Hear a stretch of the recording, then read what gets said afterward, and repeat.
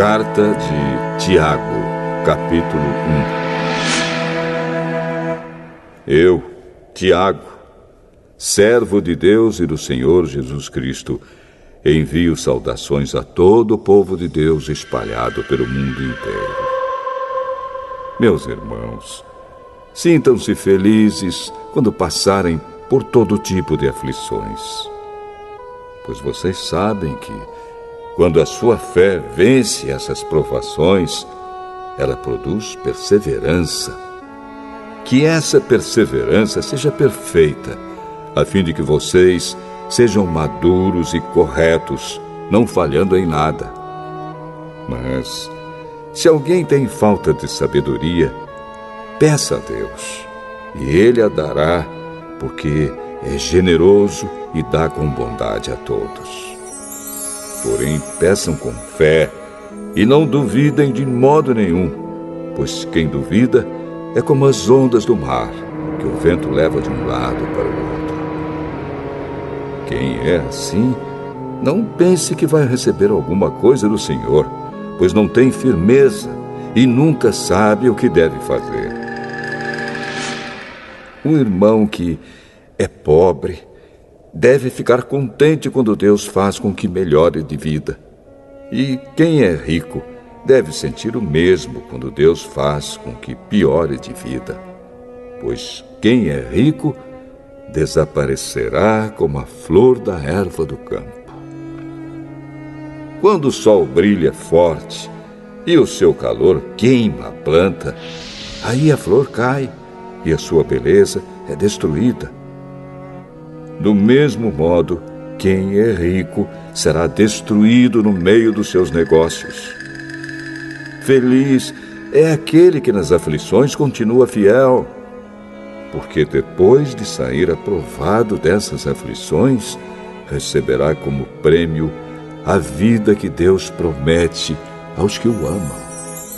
Quando alguém for tentado, não diga: esta tentação vem de Deus. Pois Deus não pode ser tentado pelo mal, e Ele mesmo não tenta ninguém.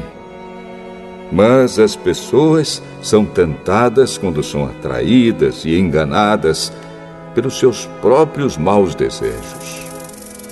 Então esses desejos fazem com que o pecado nasça, e o pecado, quando já está maduro, produz a morte. Não se enganem, meus queridos irmãos. Tudo de bom que recebemos e tudo o que é perfeito vem do céu, vem de Deus, o Criador das luzes do céu. Ele não muda, nem varia de posição, o que causaria a escuridão. Pela sua própria vontade, Ele fez com que nós nascêssemos por meio da palavra da verdade, a fim de ocuparmos o primeiro lugar entre todas as suas criaturas. Lembrem disto, meus queridos irmãos. Cada um esteja pronto para ouvir, mas demore para falar e ficar com raiva, porque a raiva humana não produz o que Deus aprova. Portanto, deixem todo costume imoral e toda má conduta.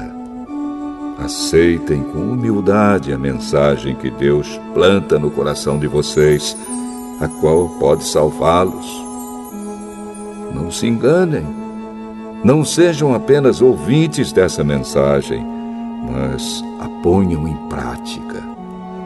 Porque aquele que ouve a mensagem e não a põe em prática é como uma pessoa que olha no espelho e vê como é. Dá uma boa olhada, depois vai embora e logo esquece a sua aparência.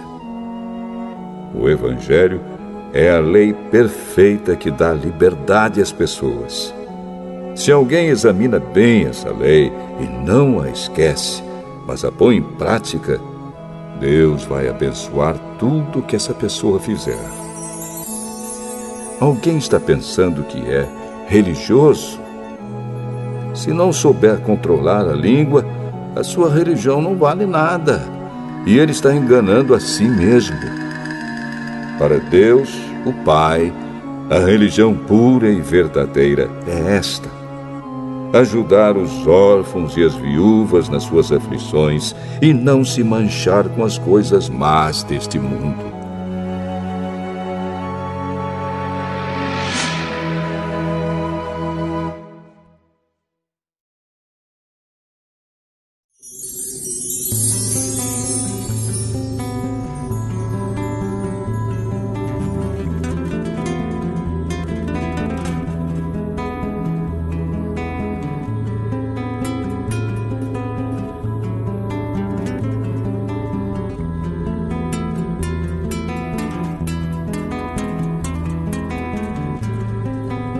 Tiago, capítulo 2. Meus irmãos, vocês que creem no nosso glorioso Senhor Jesus Cristo, nunca tratem as pessoas de modo diferente por causa da aparência delas. Por exemplo, entra na reunião de vocês um homem com anéis de ouro e bem vestido, e entra também outro, pobre e vestindo roupas velhas. Digamos que vocês tratam melhor o que está bem vestido e dizem: este é o melhor lugar, sente-se aqui. Mas dizem ao pobre: fique de pé, ou sente-se aí no chão, perto dos meus pés. Nesse caso, vocês estão fazendo diferença entre vocês mesmos e estão se baseando em maus motivos para julgar o valor dos outros. Escutem, meus queridos irmãos. Deus escolheu os pobres deste mundo para serem ricos na fé e para possuírem o reino que Ele prometeu aos que o amam. No entanto, vocês desprezam os pobres. Por acaso, não são os ricos que exploram vocês e os arrastam para serem julgados nos tribunais? São eles que falam mal do bom nome que Deus deu a vocês. Se vocês obedecerem à lei do reino, estarão fazendo o que devem, pois nas Escrituras Sagradas está escrito: ame os outros como você ama a você mesmo. Mas, se vocês tratam as pessoas pela aparência, estão pecando, e a lei os condena como culpados. Porque quem quebra um só mandamento da lei é culpado de quebrar todos. Pois o mesmo que disse: não cometa adultério, também disse: não mate. Mesmo que você não cometa adultério, será culpado de quebrar a lei se matar. Falem e vivam como pessoas que serão julgadas pela lei que nos dá a liberdade. Quando Deus julgar, não terá misericórdia das pessoas que não tiveram misericórdia dos outros. Mas as pessoas que tiveram misericórdia dos outros não serão condenadas no dia do juízo final. Meus irmãos, que adianta alguém dizer que tem fé se ela não vier acompanhada de ações? Será que essa fé pode salvá-lo? Por exemplo, pode haver irmãos ou irmãs que precisam de roupa e que não têm nada para comer. Se vocês não lhes dão o que eles precisam para viver, não adianta nada dizer que Deus os abençoe, vistam agasalhos e comam bem. Portanto, a fé é assim. Se não vier acompanhada de ações, é coisa morta. Mas alguém poderá dizer: você tem fé e eu tenho ações. E eu respondo: então me mostre como é possível ter fé sem que ela seja acompanhada de ações. Eu vou lhe mostrar a minha fé por meio das minhas ações. Você crê que há somente um Deus? Ótimo! Os demônios também creem e tremem de medo. Seu tolo! Vou provar-lhe que a fé sem ações não vale nada. Como é que o nosso antepassado Abraão foi aceito por Deus? Foi pelo que fez quando ofereceu o seu filho Isaque sobre o altar. Veja como a sua fé e as suas ações agiram juntas. Por meio das suas ações, a sua fé se tornou completa. Assim aconteceu o que as Escrituras Sagradas dizem. Abraão creu em Deus e por isso Deus o aceitou. E Abraão foi chamado de amigo de Deus. Assim, vocês veem que a pessoa é aceita por Deus por meio das suas ações e não somente pela fé. Foi o que aconteceu com a prostituta Raabe, quando hospedou os espiões israelitas e os ajudou a sair da cidade por outro caminho. Deus a aceitou pelo que ela fez. Portanto, assim como o corpo sem o espírito está morto, assim também a fé sem ações está morta.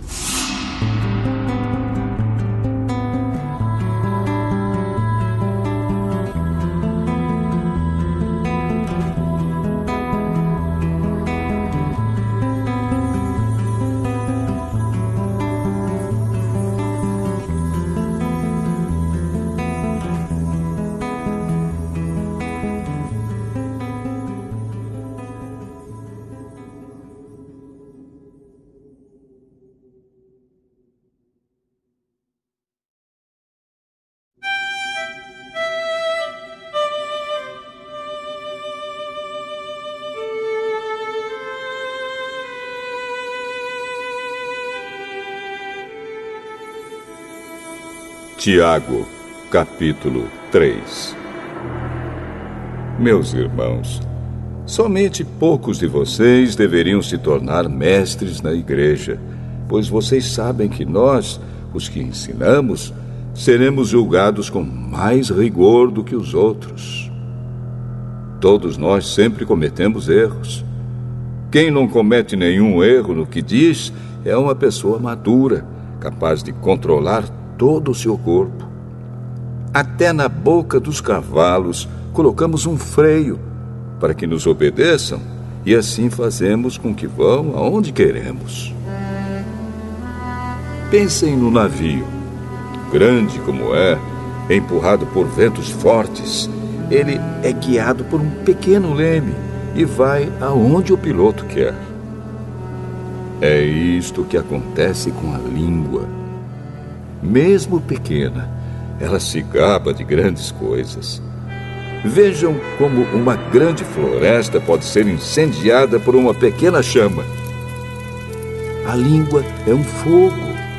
Ela é um mundo de maldade, ocupa o seu lugar no nosso corpo e espalha o mal em todo o nosso ser. Com o fogo que vem do próprio inferno, ela põe toda a nossa vida em chamas. O ser humano é capaz de dominar todas as criaturas e tem dominado os animais selvagens, os pássaros, os animais que se arrastam pelo chão e os peixes. Mas ninguém ainda foi capaz de dominar a língua. Ela é má, cheia de veneno mortal e ninguém a pode controlar. Usamos a língua tanto para agradecer ao Senhor e Pai, como para amaldiçoar as pessoas que foram criadas parecidas com Deus. Da mesma boca saem palavras tanto de agradecimento como de maldição. Meus irmãos, isso não deve ser assim. Por acaso pode a mesma fonte jorrar água doce e água amarga? Meus irmãos, por acaso pode uma figueira dar azeitonas ou um pé de uva dar figos? Assim também, uma fonte de água salgada não pode dar água doce. Existe entre vocês alguém que seja sábio e inteligente? Pois então que prove isso pelo seu bom comportamento e pelas suas ações, praticadas com humildade e sabedoria. Mas se no coração de vocês existe inveja, amargura e egoísmo, então não mintam contra a verdade, gabando-se de serem sábios. Essa espécie de sabedoria não vem do céu. Ela é deste mundo, é da nossa natureza humana e é diabólica. Pois onde há inveja e egoísmo, há também confusão e todo tipo de coisas más. A sabedoria que vem do céu é, antes de tudo, pura. E é também pacífica, bondosa e amigável. Ela é cheia de misericórdia, produz uma colheita de boas ações, não trata os outros pela sua aparência e é livre de fingimento. Pois a bondade é a colheita produzida pelas sementes que foram plantadas pelos que trabalham em favor da paz.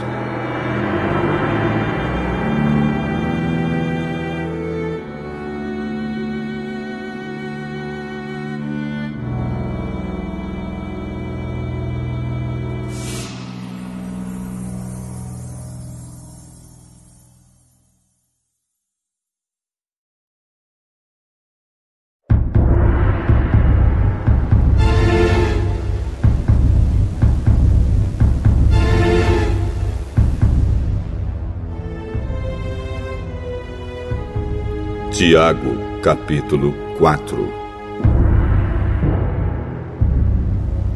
De onde vêm as lutas e as brigas entre vocês? Elas vêm dos maus desejos que estão sempre lutando dentro de vocês. Vocês querem muitas coisas, mas como não podem tê-las, estão prontos até para matar a fim de consegui-las. Vocês as desejam ardentemente, mas, como não conseguem possuí-las, brigam e lutam. Não conseguem o que querem porque não pedem a Deus. E quando pedem, não recebem porque os seus motivos são maus. Vocês pedem coisas a fim de usá-las para os seus próprios prazeres. Gente infiel, será que vocês não sabem que ser amigo do mundo é ser inimigo de Deus?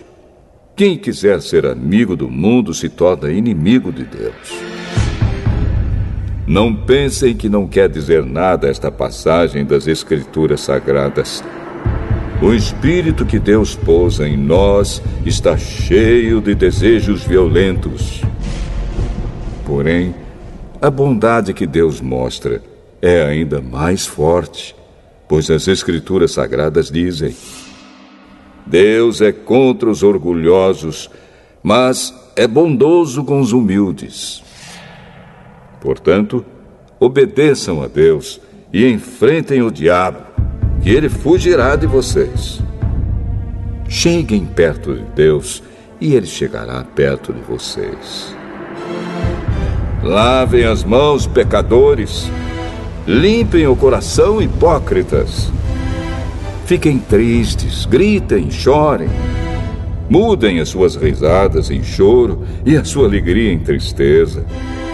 Humilhem-se diante do Senhor e Ele os colocará numa posição de honra.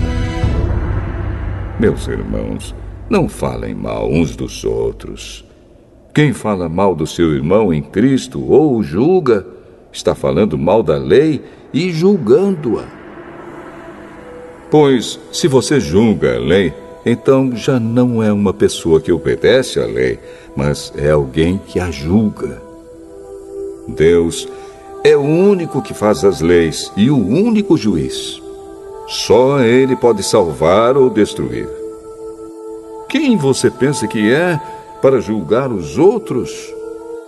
Agora escutem, vocês que dizem: hoje ou amanhã iremos a tal cidade e ali ficaremos 1 ano fazendo negócios e ganhando muito dinheiro.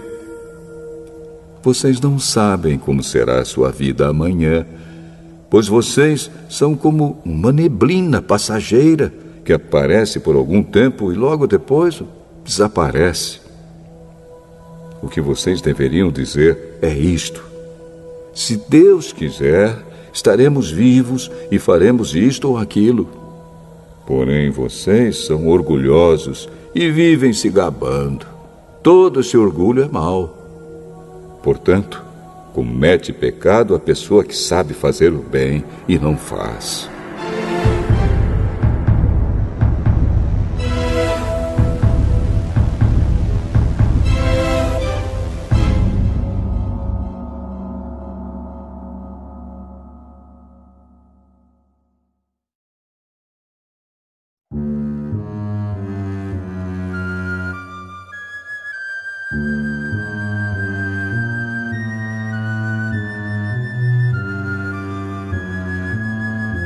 Tiago, capítulo 5. Agora, ricos, escutem.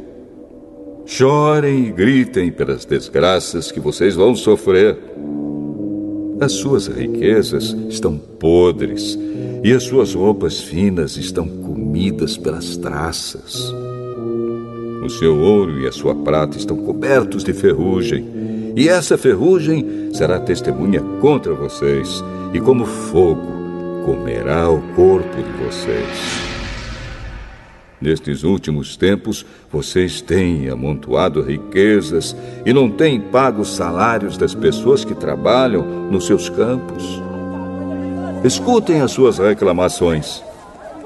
Os gritos dos que trabalham nas colheitas têm chegado até os ouvidos de Deus, o Senhor Todo-Poderoso.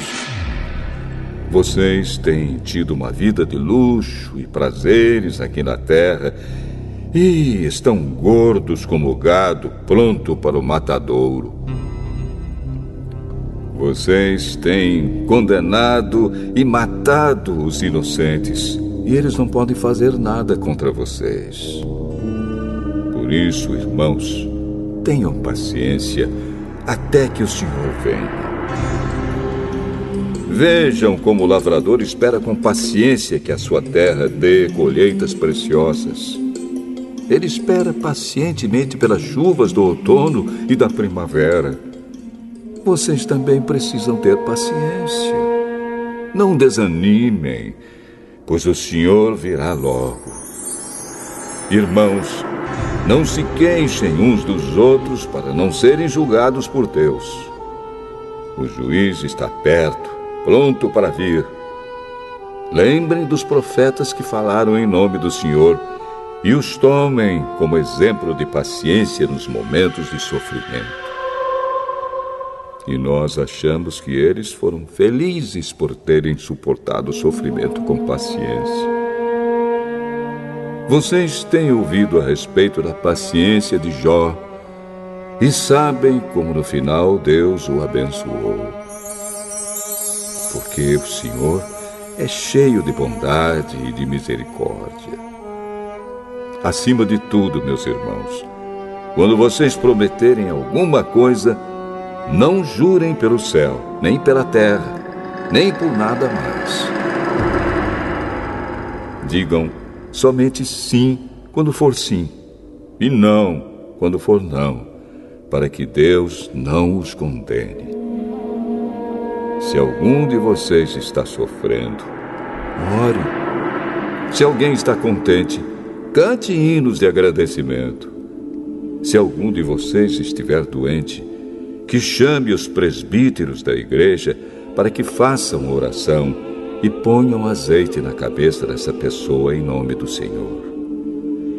Essa oração feita com fé salvará a pessoa doente. O Senhor lhe dará saúde e perdoará os pecados que tiver cometido.